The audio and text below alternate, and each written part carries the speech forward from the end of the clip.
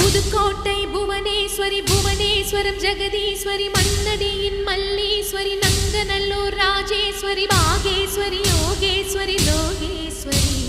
Melmalayanur